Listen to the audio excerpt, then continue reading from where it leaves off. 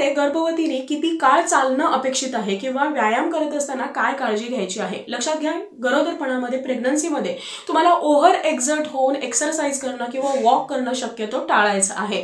जे नॉर्मल योगासनं आहेत, प्राणायाम आहेत हे तुम्ही करू शकता, परंतु ज्यामधून तुमच्या शरीरावरती खूप जास्त ताण पडतो, पोटावरती ताण पडतो, असे जे व्यायामाचे प्रकार आहेत हे तुम्हाला टाळायचे आहेत। शक्यतो पहिल्या तिमाहीमध्ये तुम्हाला जास्तीत जास्त आराम करण्याची आवश्यकता असते, कारण या दरम्यान ॲबॉर्शन किंवा मिसकॅरेजचे चान्सेस सुद्धा जास्त असतात।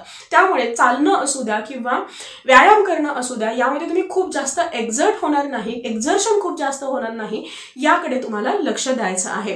पहिल्या तिमाहीमध्ये अगदी तुम्ही एक्झर्शन न होता, खूप जास्त घाम न येता 30 ते 40 मिनिट डेली वॉक करू शकता। दुसऱ्या तिमाहीमध्ये हा जो वॉक आहे हा तुम्हाला 20 ते 25 मिनिट करायचा आहे आणि तिसऱ्या तिमाहीमध्ये 40 ते 50 मिनिटापर्यंत तुम्ही डेली वॉक घेऊ शकता। मग तो तुम्ही सलगच घ्यायला हवा असा नाही, तुम्ही थोड्या थोड्या वेळाने थोडं थोडं चालू शकता, परंतु हे चालत असताना तुम्हाला तुमचे शूज कम्फर्टेबल ठेवायचे आहे, तुमचं जे पोश्चर आहे हे प्रॉपर ठेवायचं आहे।